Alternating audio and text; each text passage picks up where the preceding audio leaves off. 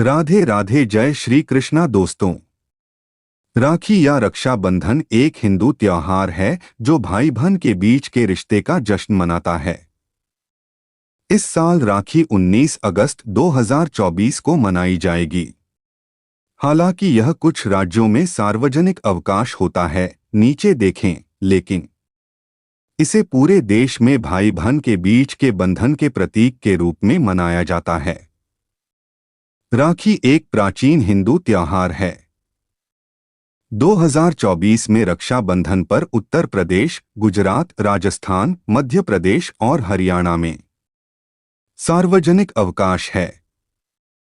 जैसा कि पहले खंड में बताया गया है, राखी का त्योहार भाई बहन के बीच के बंधन का जश्न मनाता है।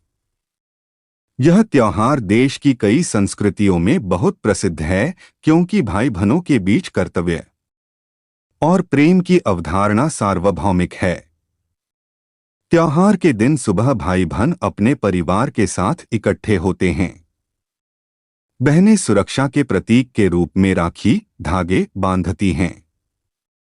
राखी का उपयोग पड़ोसियों और दोस्तों के बीच अन्य रिश्तों को मनाने के लिए भी किया जाता है। रक्षाबंधन एक मानसून त्योहार। रक्षाबंधन एक मानसूनी त्योहार है जिसका एक गहरा अर्थ है। बारिश का मौसम जीवन की सारी गंदगी और उलझनों को मिटा देता है। यह मौसम हमें समृद्धि और जीवन का भरपूर आनंद लेने की एक नई उम्मीद देता है। इसीलिए भाई बहनों के बीच प्यार के अटूट बंधन और सौभाग्य के आगमन का जश्न मनाने के लिए श्रावण मास को पवित्र माना जाता है। रक्षाबंधन के पीछे की कहानी। रक्षाबंधन, जिसे राखी या रकरी के नाम से भी जाना जाता है, भाइयों और बहनों के बीच प्यार और जिम्मेदारी के बंधन का सम्मान करने के लिए दुनिया भर में हिंदुओं द्वारा मनाया जाने वाला एक खुशी का त्योहार है। हालांकि इस छुट्टी का महत्व जैविक संबंधों से परे है, क्योंकि यह सभी लिंगों, धर्मों और जातीय पृष्ठभूमि के लोगों को प्लेटोनिक प्रेम के विभिन्न रूपों का जश्न मनाने के लिए एक साथ लाता है। रक्षाबंधन शब्द का संस्कृत में अर्थ है सुरक्षा की गांठ।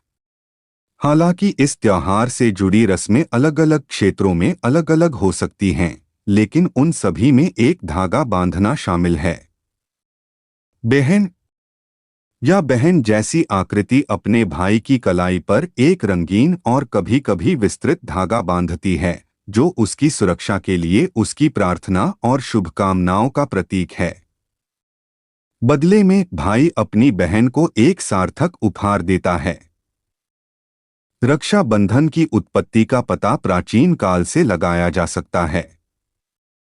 इस त्योहार का उल्लेख 326 ईसा पूर्व के सिकंदर महान से जुड़ी किंवदंतियों में मिलता है।